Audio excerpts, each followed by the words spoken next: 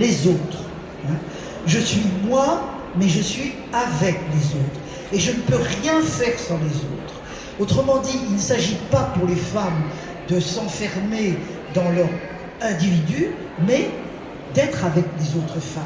Et je pense que c'est un aspect très très important du féminisme, c'est de retrouver les autres femmes, hommes aussi, hein. Bien sûr, il y a des hommes féministes, ô combien, mais avec ces femmes qui subissent les mêmes conditions. Vous voulez réagir à cela? Oui, alors avec Michel, au début, quand on nous a proposé le livre, j'ai dit qu'on allait être trop d'accord. D'accord.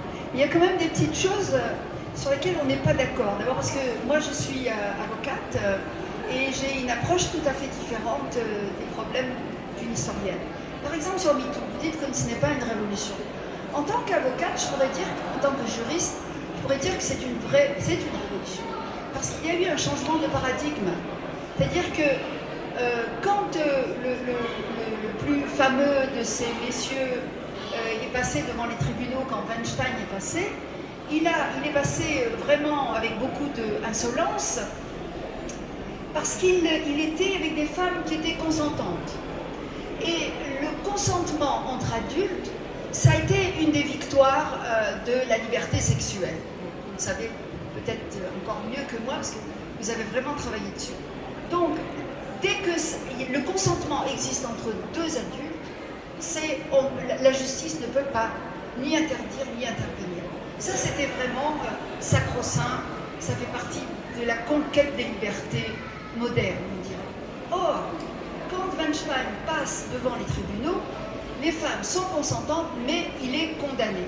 C'est-à-dire qu'on va aujourd'hui considérer que même si la femme est consentante, si elle est adulte, si elle est consentante, c'est-à-dire si elle n'a pas été menottée, si elle n'a pas eu les pieds attachés, si elle est consentante, eh bien, l'amour prédateur est quand même condamnable par la justice.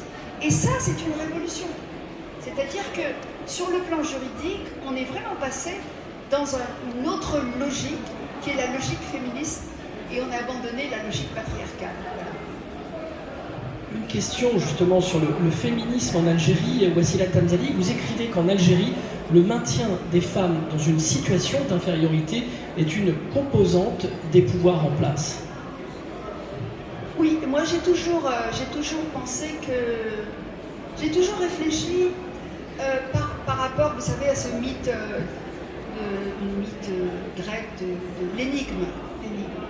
Et j'ai toujours pensé qu'on n'avait aucune explication, parce que c'était tellement énorme la domination des femmes en Algérie, par rapport au combat des femmes, par rapport à la présence continue de femmes qui sont, mais vraiment parfois, excusez-moi messieurs, supérieures dans le travail, dans l'efficacité, dans les rangements.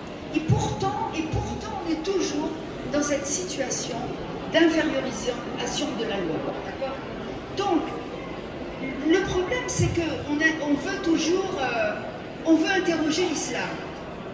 Et on passe notre temps à ouvrir et à discuter, Moi, je pense qu'on pose la mauvaise question.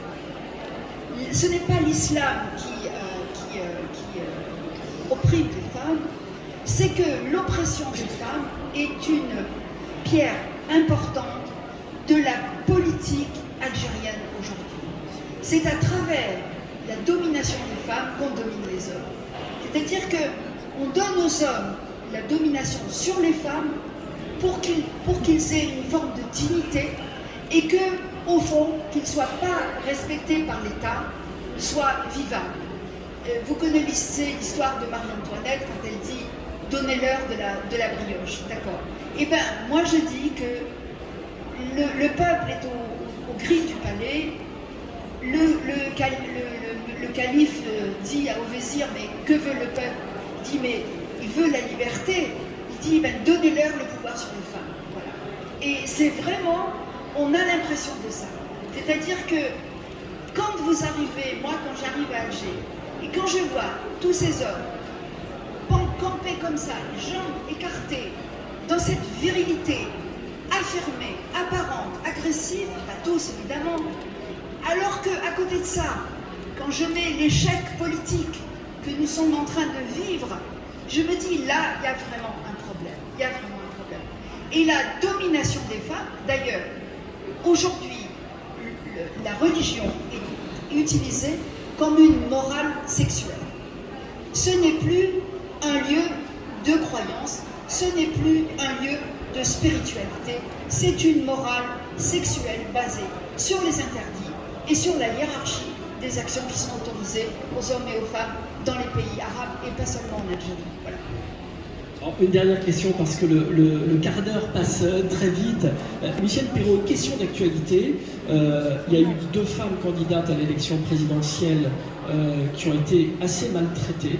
Et puis là, il va peut-être y avoir une femme Premier ministre, une première en France depuis Édith Cresson, et c'est encore un homme qui va la choisir.